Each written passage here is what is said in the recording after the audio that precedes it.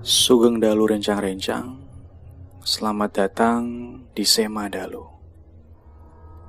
Sema Dalu kembali hadir malam hari ini untuk menceritakan kisah dan pengalaman menyeramkan yang terjadi di daerah Cirebon dan sekitarnya. Sudah siap didatangi lagi malam ini? Sebelum kita mulai kisah Sema Dalu malam hari ini, pastikan kamu sudah menekan tombol subscribe, berikan komentarnya, like jika kamu menyukai podcast ini, bunyikan lonceng notifikasi, dan share di sosial mediamu agar lebih banyak yang mendengarkan Sema Dalu. Kisah Sema Dalu malam hari ini diceritakan oleh Baim, yang kisahnya pernah saya angkat di Sema Dalu episode Rumah Dinas 1 dan 2. Sebenarnya kisah ini pun masih terjadi di sekitaran rumah dinas tersebut. Hanya saja pengalaman ini dialami oleh bapak dari Baim. Kisahnya terjadi sudah lumayan lama. Pada saat itu sekitar tengah malam. Kebetulan bapak Baim ini suka melakukan zikir di luar rumah sambil berjalan-jalan di malam hari untuk mencari angin segar. Biasanya bapak Baim melakukannya sambil mengitari kompleks sekolah tersebut yang berada di sekitar rumah dinasnya. Tapi ternyata malam hari itu Bapak Baim mengalami sesuatu yang berbeda. Tidak ada firasat ataupun hal-hal aneh yang dirasakan oleh Bapak Baim saat itu. Ia hanya keluar rumah seperti biasa, berzikir sambil mengelilingi area kompleks sekolah.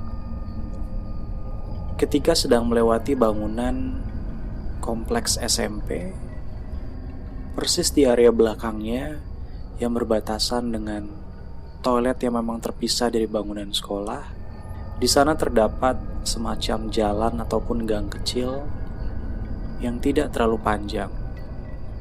Anehnya, ketika melewati gang tersebut, Bapak Baim mendengar seperti ada suara daun kelapa yang diseret di tanah.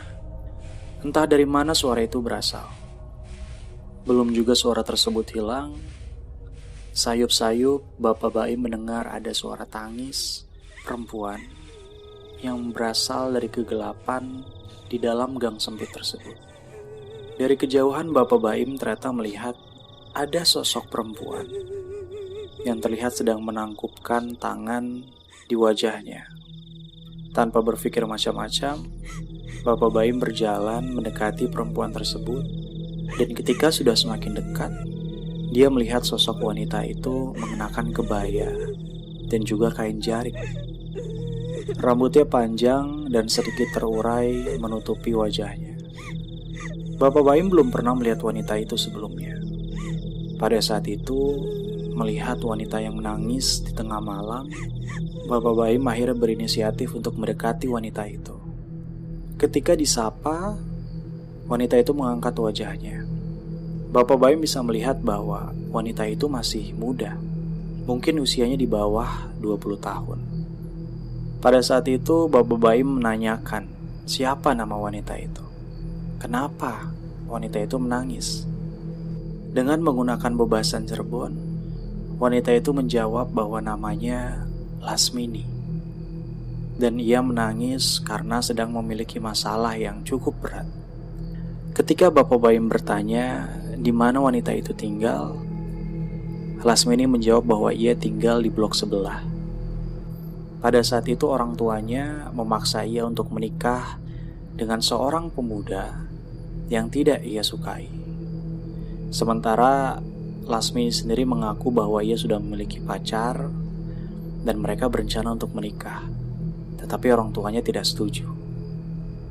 Lasmini juga bahkan mengutarakan bahwa ia berencana untuk kabur dari rumah dan melakukan kawin lari dengan pacarnya itu.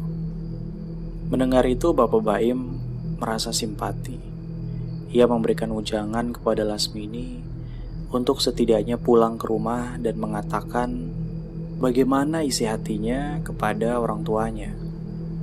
Namun Lasmini menjelaskan bahwa orang tuanya tetap kekeh ingin menikahkan Lasmini dengan pemuda pilihan mereka.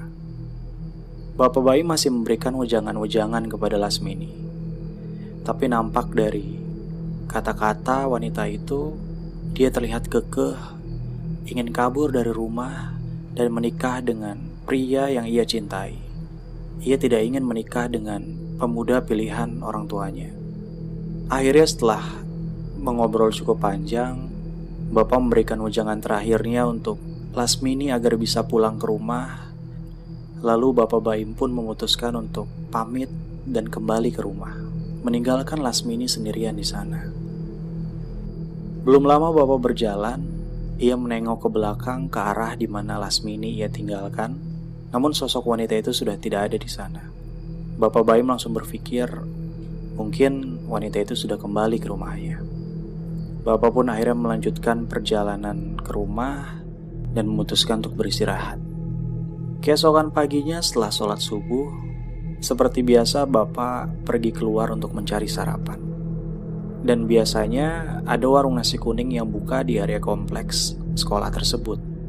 Dan kebetulan warung nasi kuning itu berlokasi di belakang gedung SMP, tempat Bapak Baim bertemu dengan Lasmini malam sebelumnya. Penjual nasi kuning itu adalah seorang nenek-nenek yang sudah cukup berumur, dan ketika sedang membeli nasi kuning, iseng Bapak bertanya. Karena memang kebetulan ibu penjual nasi kuning itu pun tinggal di blok sebelah. Sementara Bapak masih ingat bahwa Lasmini menceritakan bahwa ia berasal dari blok sebelah. Ketika ditanyai apakah ibu warung kenal dengan Lasmini, ibu warung itu menjawab, dia kenal seseorang yang bernama Lasmini. Tapi dia masih ragu, Lasmini yang mana? Bapak Baim kemudian menceritakan pertemuannya dengan Lasmini malam itu di gang sempit di belakang gedung SMP yang tidak jauh dari sana. Ia juga menceritakan bahwa Lasmini yang ia temui bercerita bahwa ia ingin dijodohkan dengan orang tuanya.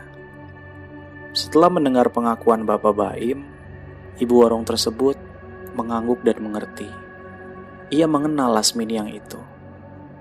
Lasmini yang dimaksud Bapak adalah Lasmini yang tinggal bertahun-tahun lalu di kampung yang sama dengan ibu warung itu.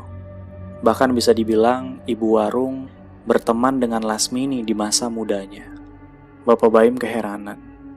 Apa maksudnya teman di masa muda? Karena Lasmini yang Bapak temui malam itu terlihat masih sangat muda. Tidak terlihat seperti teman seumuran ibu pemilik warung nasi kuning itu. Lalu dengan bebasan Cirebon, ibu warung menjelaskan bahwa Lasmini yang Bapak temui malam hari itu adalah benar Lasmini temannya yang hidup bertahun-tahun lalu. Lasmini yang dijodohkan oleh orang tuanya, tapi menolak untuk menikahi pemuda itu dan memutuskan untuk kawin lari, tapi tidak memiliki cukup nyali. Akhirnya, Lasmini muda memutuskan untuk mengakhiri hidupnya dengan cara gantung diri. Mendengar itu, Bapak Baim hanya bisa beristighfar, dan ibu warung kembali menjelaskan. Lasmini memang suka menunjukkan wujudnya untuk bercerita tentang masalahnya. Dan benar, Lasmini yang ditemui oleh Bapak Baim malam hari itu memang Lasmini yang memutuskan untuk gantung diri bertahun-tahun lalu.